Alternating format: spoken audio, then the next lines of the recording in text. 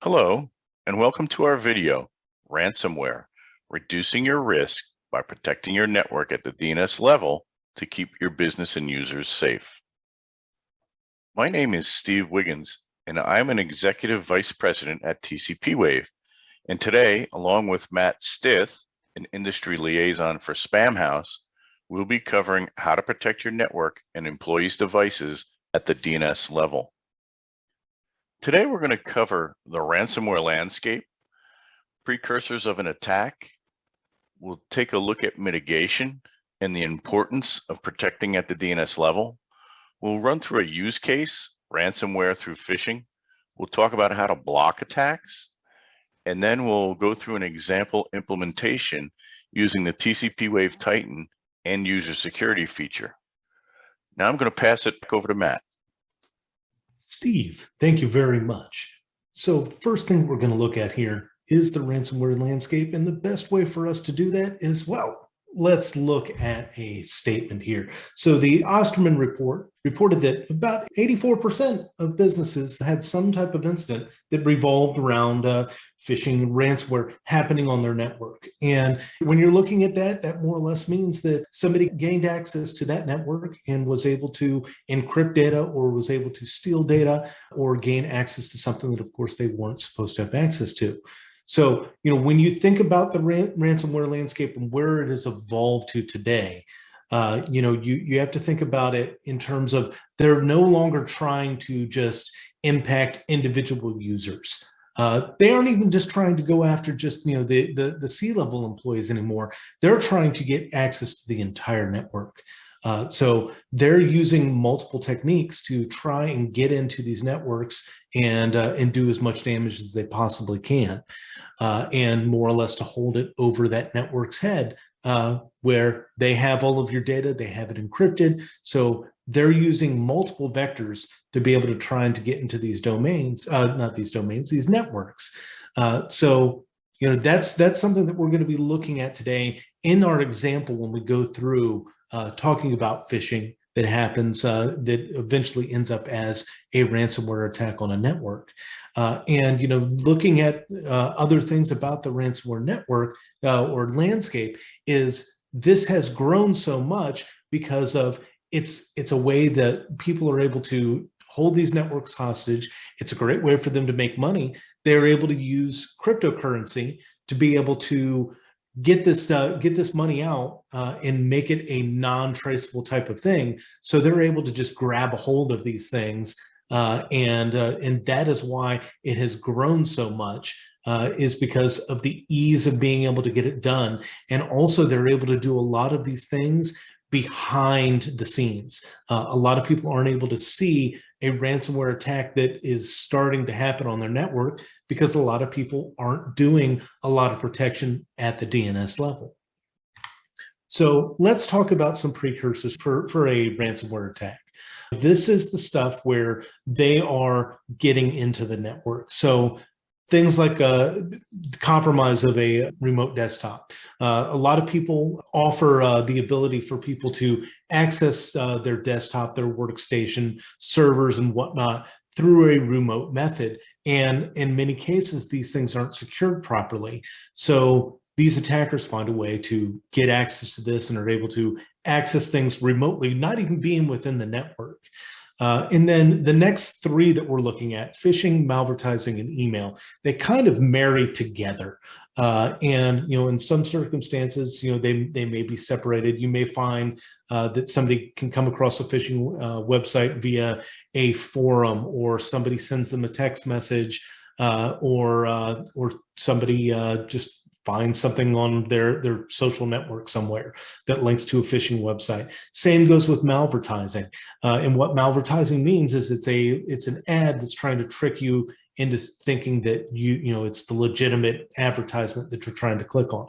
And then email, that's why I was trying to push all of these together, is email is a vector that can use both phishing and both malvertising. that can trick a user into be able to give up something that will give an attacker the ability to access a network. And then the last thing on here is talking about unpatched systems. That people more or less they'll install their software and they will never update it, and that is a thing where people find exploits in software all the time that make it very easy for these malicious parties to be able to get in. So these are some of the things that can happen where people can get in to a network and then eventually get to the point where you reach that ransomware stage.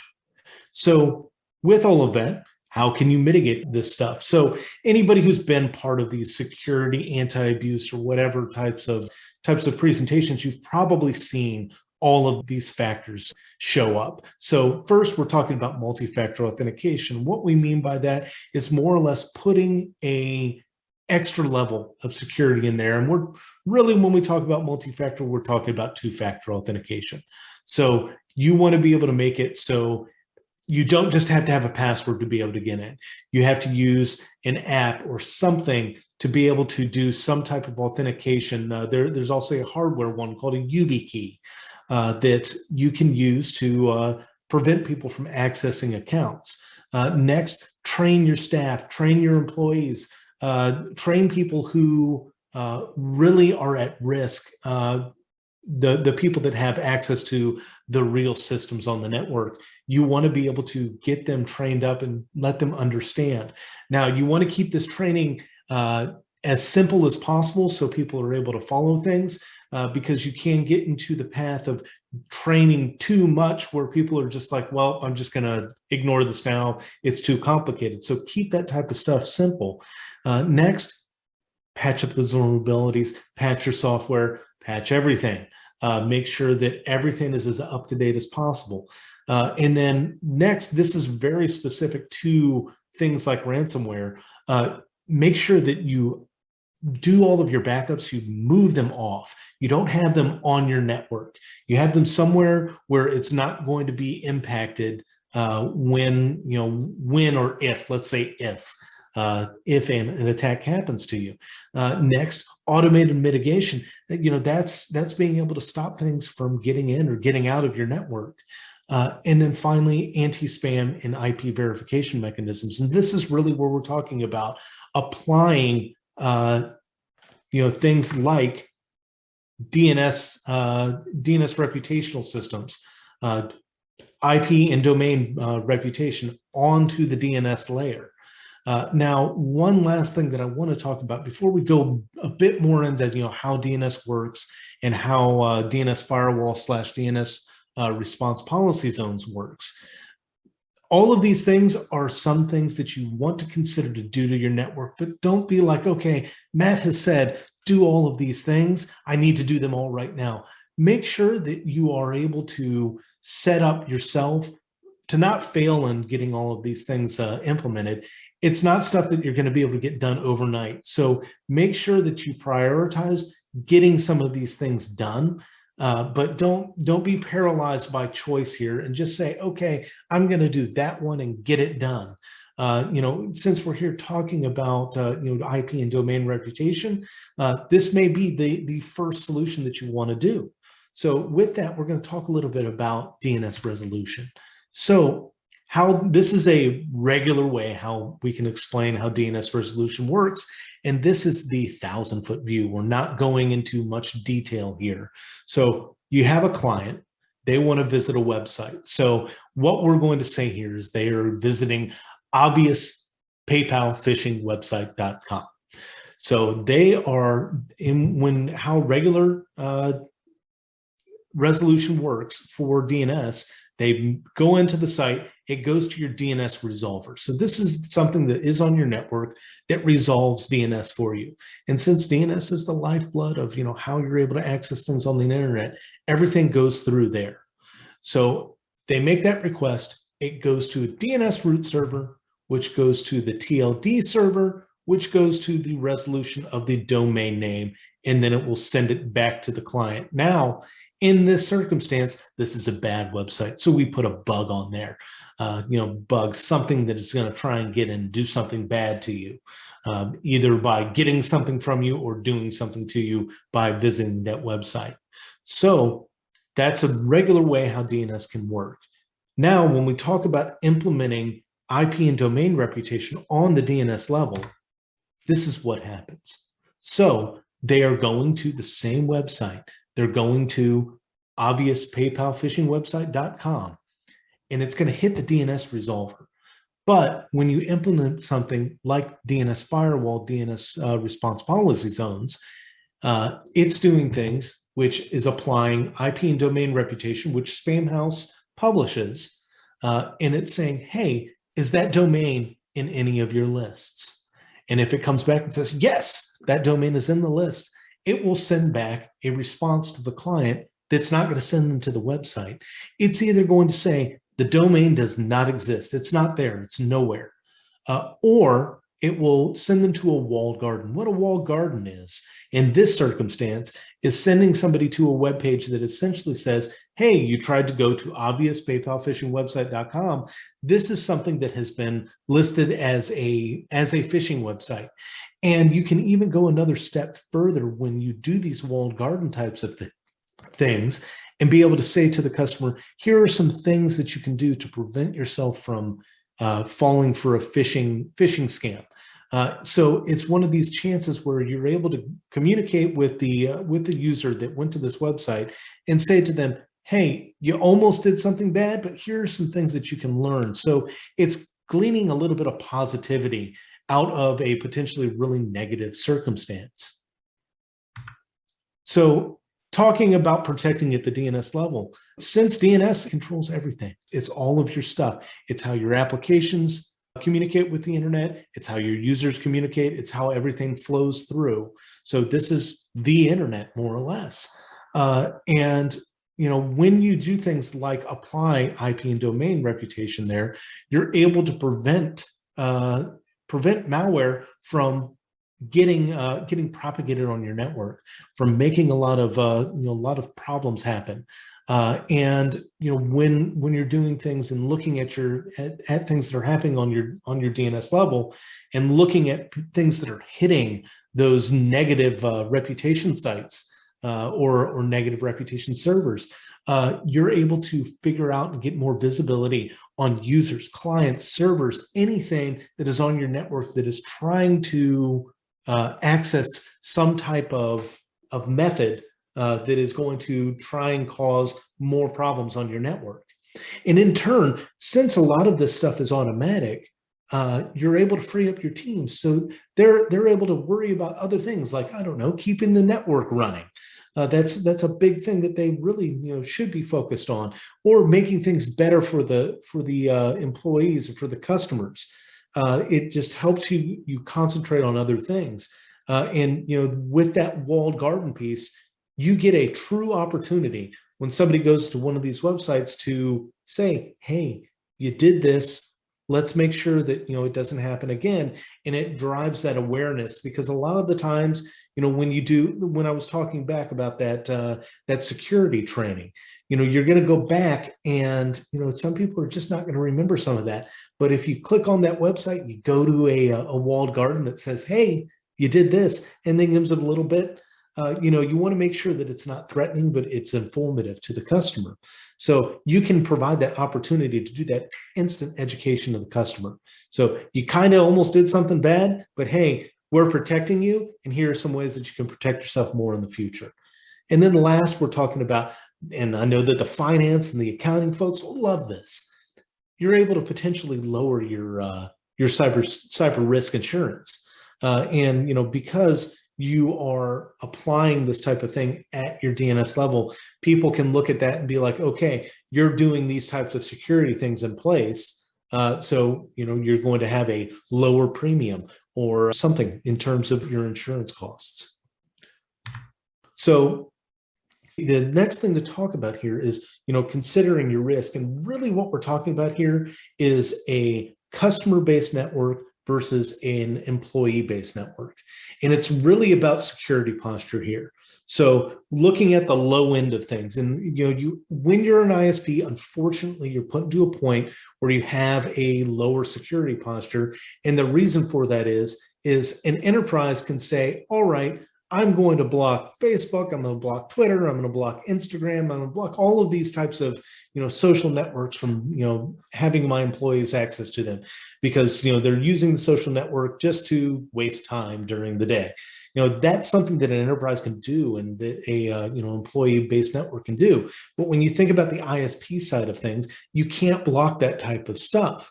Now, in terms of what Spamhaus publishes in terms of reputation, we're not going to be blocking things like the Facebooks and Instagrams of the world. We're talking about things that are malicious in nature. But what we end up doing in some circumstances is we have some parts of our data that are legitimate websites that have been compromised. So we'll use Wix as an example. So Wix is a web hosting company that you're able to set up a website and host it within Wix without even having to register your own domain. And how they do that is they let people do their own subdomains. So you can do whatever subdomain .wix.com. But unfortunately, there may be a chance that they could have a malicious website that's on one of those subdomains that we end up blocking. But the thing is we may end up blocking the entire domain. So star.wix.com could be blocked, and that means it would block everything. We don't block Wix right now, but I'm just using them as the example. There are other domains out there that could be this type of thing where they're using these subdomains. And in this circumstance, you don't want to be blocking everything from Wix, especially on the customer-based focused network. And that's why you're going to have a lower security posture, because there's going to be certain things that you're not going to want to consume, because it's going to cause a lot of heartache for your support desks, because people are going to be like, well, I tried to go to this website, but I can't. Why can't I go to this website? And you end up having to go back and do all of this thought and research into why something got blocked. And you find out eventually that it was because of the reputational data. Now, it doesn't mean that you can't do that, but you have to just measure that risk towards, do you want to try and block as much as possible, or do you want to make your customers happy? So there's a thing that you need to think about when you're thinking about that type of risk and that type of security posture. So now we're going to talk about the use case, and this is ransomware through phishing. So as I was saying, the ransomware folks, they're not in the business of trying to get that one individual. So in this circumstance, we're talking about Billy. Billy is works for a corporation, and he uses PayPal. Now, how he got to this PayPal website? Well, that could have been email, that could have been a text message, it could have been something that he clicked on Facebook, or it could have been something in a forum. There are multiple ways that people are trying to get people to phishing websites these days.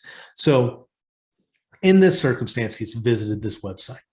Now, one thing that we want to point out here with the website, and this is an education type of thing, but it's something that is easy to miss because we read fast and we don't look at the address bar when we're looking at things. So the first thing to look at here is the domain.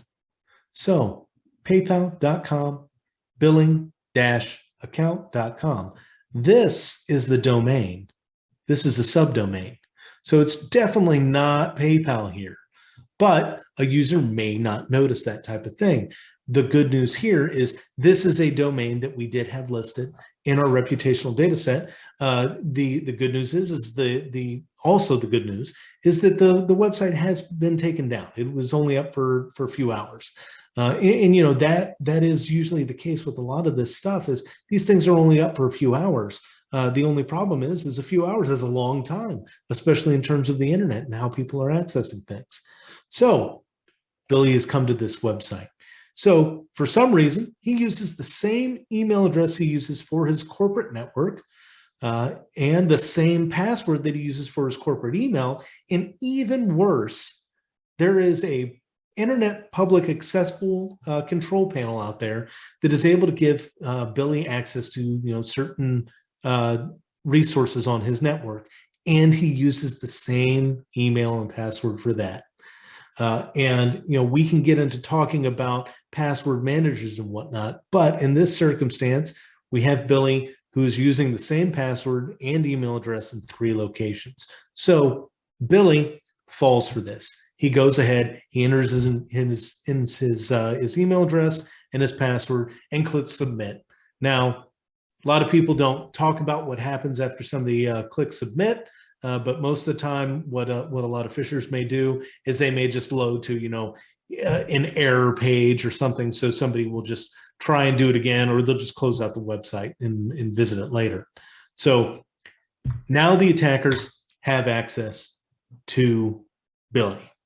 So they have access to his webmail and to this control panel. So the initial victim has been identified. The attacker will then log into Billy's mailbox, look through all of his address book, look through all of his correspondence as much as they can, and then they will continue to look for additional targets. They'll fish those additional targets, and now that they have access to Billy's stuff, they're able to see, hey, what do emails look like with what this company sends? What is, who does Billy contact with, on a regular basis? So they will go in and they will compromise multiple users and continue to work through and compromise things on the network. And let's not forget that control panel that they had access to. They're going to log into that control panel. They're going to free up as many permissions as they can based off of the access levels that Billy has and be able to infect. So they are going to get in, they're going to install as much malware and whatever that they can, and then they'll go and they will go to the command and control servers, and those command and control servers will pull down updates for the malware and also will be able to propagate the malware out throughout the network and be able to gain as much access as they continually can until they reach this little golden spot right here. This is the privileged access. And this is really where the ransomware folks, this is where they're really interested. This is when they're like, this is a network that I can get and sink my teeth into. They're not worried about all of this stuff happening right here. This is stuff that maybe they may be doing, but usually this is another individual or group altogether. They wait until the privileged access is required. And then once they get that privileged access, they own the system. And then they get into the system. What they do is they will destroy any backups that are happening. So this is why we're talking about moving backups off of your system. So they're not on the network. So if something like this does happen, you do have your backup still. And another just real thing to talk about real fast about backups, always test how long it's going to take you to get your backups restored as well. In some cases when these things happen and people are like, all of my backups were destroyed, but hey, I have a remote location to put them onto, it's going to take them weeks. So they end up paying these ransomware folks, but all of those backups are destroyed. And then the next thing that happens is all of the data gets encrypted along with all of the data being exfiltrated from the network. So what we mean by exfiltration is it's pulled out of the network to whatever location that the ransomware folks want to put it to. And also there's things that can happen there. So they'll send you the nasty grammar saying all of your data is encrypted. So what they can do is they can hold your data hostage and say, we're not going to give you your data back until you pay us money, or they can give you a deadline. They can say, hey, if you don't give us this money in 2 days, we're going to release all of your data to the public. And when it's something like a healthcare organization or some type of security organization, that can be very damaging. So you don't want that type of thing to happen. So this is the case of Billy and how ransomware got onto the network, how they were able to go through and access all of this stuff. And this is an overview of what happened. So did the phishing, got to the internet exposed device, communicated with the command and control, propagated through the network, finally got to that escalated privilege, and then did all the ransomware nastiness. So now what you want to think about is how can DNS Firewall DNS RPZ, be able to stop these types of attacks from happening. So the first thing that you want to look at is the phishing example. And this part of this will be the only thing that will be visible to the end user who accessed the website. So went to that paypal.com.bill-account.com website. So they went to the website and it was in our reputational data. So it did that thing in the DNS resolution where it goes to the DNS resolver, it checks the reputational data, and it was listed there. So instead of him going to the phishing website, what he gets is this: website's not found. Now, we talked about the walled garden. This is where you could also do that, hey, you went to a phishing website thing. But in most circumstances with DNS firewall, this is the default way of doing it. So he never even got to the phishing website at all. So the attack was stopped there. But you don't even have to, you have multiple ways of blocking this, this resolution and this attack. So the next thing is, so yeah, he fell for the phishing and they had the internet exposed device. So they were able to compromise a few users, but then when they went back and tried to communicate with the command and control server, this is also something that is listed in the domain and IP reputation. There are botnet command and control domains, botnet command and control IPs, botnet associated domains.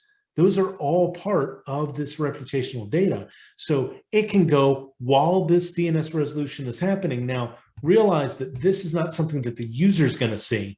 This is something that a security team will see. They'll see that, hey, somebody tried to communicate out to these IPs or these domains, and these were blocked because they were negative reputation domains. So it cuts it off right there.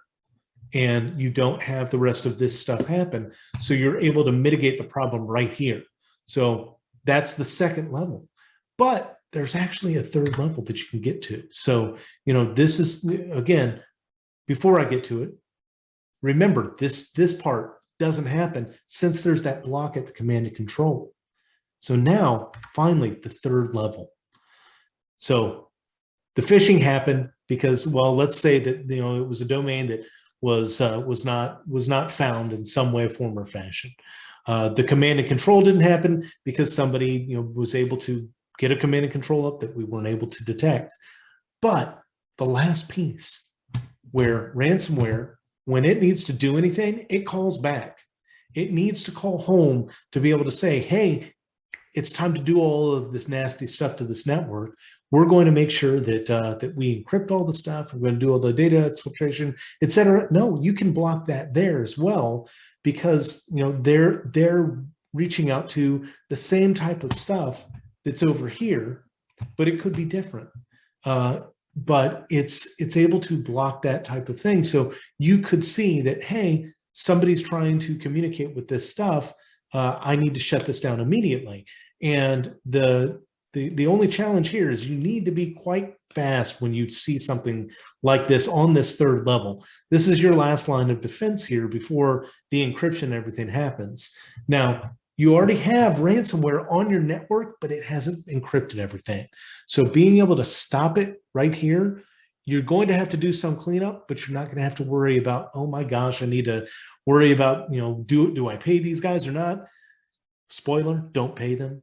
But you need to get yourself to the point where you have these multiple layers and you're able to block all of this stuff. So, putting yourself in and having these 3 layers, and this is just from using something like DNS firewall and applying IP and domain reputation to your network.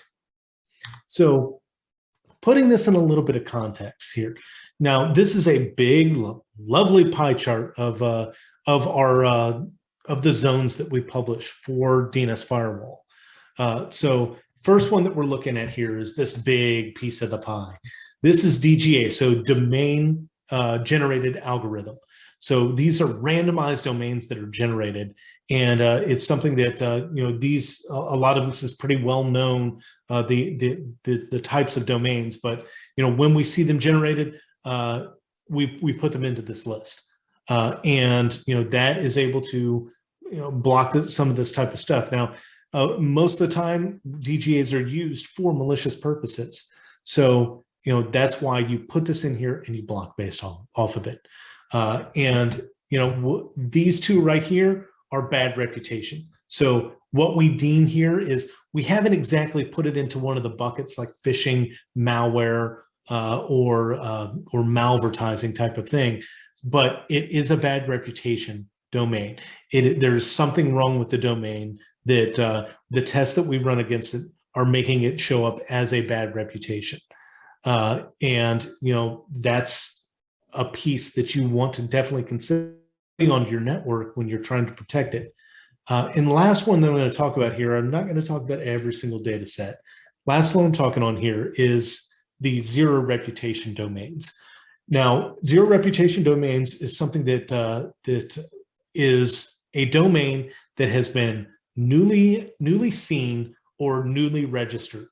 Now, what we mean by that is, when it shows up in DNS for the first time, or when it has been registered for the first time, most legitimate companies out there aren't going to go in, register a domain, set up a website, set up email, and all the other things that need to be done in a 24-hour period. So we just list those things in that zone for 24 hours. At the end of that 24 hours, we do an additional test on it, and it may go into the bad reputation domain, or it may go into to a phishing or a malware type of thing.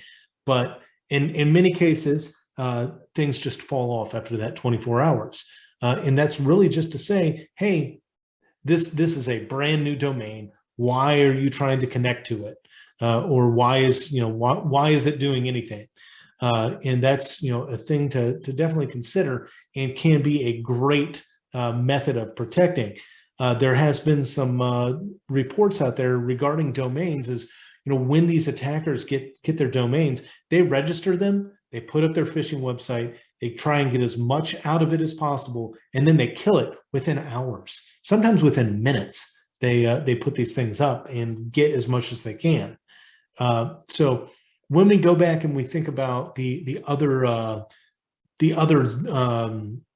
zones in here, I want to talk real fast about the botnet zones that we have, which are botnet domain and botnet IP. Those have somewhere around 20,000 listings in there. So you're able to use those listings to be able to stop that communication with those command and control servers. And then when you look at things like our phishing stuff, that can go up sometimes up to the 350,000 or above. So there is a wealth of information, and there's a lot of diversification. And the other thing that you can do with all of this is, since we have all of these categories, when you do something like a walled garden, you can talk about the specifics of the zone. So you're able to be very specific with your customer. Hey, you ended up doing this type of thing with when you tried to access a website. So you're able to tailor the communication to the customer and being able to educate them in the proper way, and not just saying, hey, you went to a bad website. You can say, hey, you went to a phishing website, or hey, you went to this DGA website that is completely malicious in nature. So that's a thing to think about in terms of the data. There's a breadth of it, and there's a large amount, and there's a lot of ways that you can implement it on your network. So with that, I'm going to hand it back over to Steve so he can talk a little bit about DNS Titan. Thanks, Matt. Now let's take a look at how TCPWave Titan end user security uses the Spamhaus reputation data to protect your network at the DNS level. The Spamhaus DNS servers provide regular zone transfers from Spamhaus DNS servers to TCPWave primary caching appliances, or sometimes called the lead secondary. There should always be two TCPWave primary caching servers for redundancy. Depending on the size and geographical requirements, additional downstream TCPWave secondary caching appliances can be added. Once configured, all attempts to reach malicious sites will be blocked at the DNS level. As Matt mentioned in slide 9 on DNS resolution, customers can provide a walled garden that provides a message for employees such as, "You attempted to access a known dangerous website. If you think there is a business need to access this site, contact your company security organization." TCPWave provides various reports as well as auditing capabilities. Let's take a look at the top queried RPZ logs report. This report displays the most frequent DNS queries blocked by RPZ rules. Consequently, you can understand trends in security threats and better protect your users. The admin can sort the number of requests column and possibly take additional action. As Matt mentioned, this can be used to better educate your users to review the validity of URLs before clicking on them.